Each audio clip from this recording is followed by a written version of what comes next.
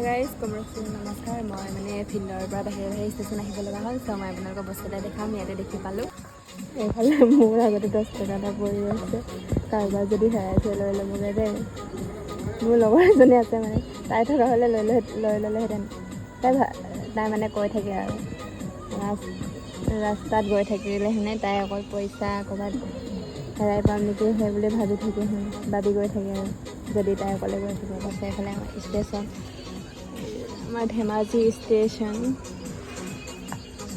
দোকানৰ কাষতে মই বহি আছোঁ, মই অকলে যে। তাৰপৰা এই 10 টকাটো কাৰ হয়, যদি কাৰোবাৰ হয় উঠাই লৈ দিম লাগে যদি।